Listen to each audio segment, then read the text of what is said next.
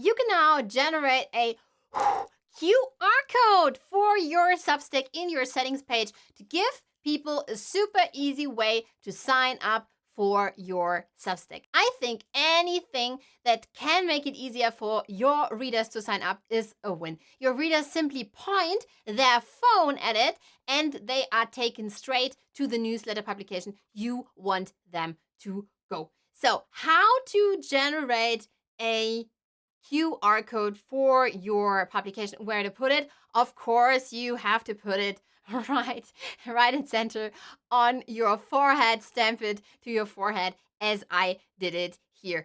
Then there are so many other funny writers. Ariel, for instance, she shared, one guy asked me for my Insta. I made him sign up for my Substack instead. Giving people my number? No thanks. Telling people about my silly little blog on the internet? Well, I would rather print a QR code of my Substack and make everyone scan if they ask about my social shared Sami. So my idea is that you're going right now in your settings, then you go on branding and then on QR code, and then you can use this QR code to share your publication, no typing required. And what I love about Substack's new QR code is that I think some people are suspicious of clicking on random QR codes if they are not sure what it might do to them or to their data. So having an avatar incorporated certainly increases the hit rate, I think. So here with Kristina in the middle, I think this is awesome to have this avatar here. So my recommendation, generate your QR code right now. And in the past, I know that writers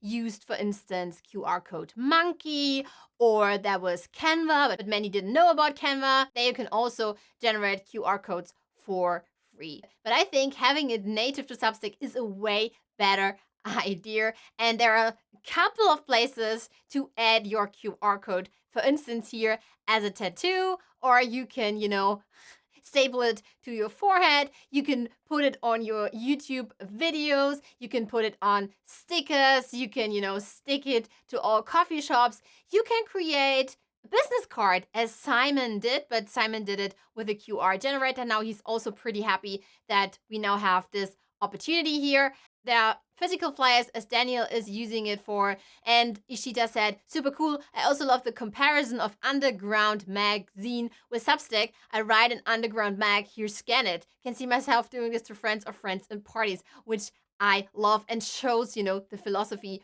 and the spirit of Substack writers. And then we have Simon here again. I asked him about how he's using his QR codes. I asked him about book fairs. So he said that you should use it for book fairs, but he seems to use it for workshops, for panels, talks. And also, I've also been known to mysteriously leave them in cafes and stick them up on pub notice boards just to see what happens, which I love. So a lot of inspiration coming from Simon. There are so many people pumped up here, as you can see. And Nick, for instance, had this great idea to put his QR code on a mug. But of course, this is all very funny and sweet. I brought you this one here from my hubby. He has about 66,000 subscribers now on YouTube, and he's at a point in his creator life where he's also having some merchandise and some swag for his fans. And you can see this here with the cap and also here with the mug. So this could be something, as Nick shared here, that we then would have this here, this QR code on our mug. And the platform that Patrick is using is called Fourth Wall. Launch your brand on your terms. You can see here many familiar faces and also some examples. Stay Petty, for instance, and what else you can all do with it. I would again also see these QR codes on, slides on in real life events, or again, coffee mugs, for instance. I would put them like on the last slide in a presentation, which I would love. If you're still here with me, let's talk about the state of QR codes just for a sec. As I shared, I think anything that can make it easier for your readers to sign up is a win.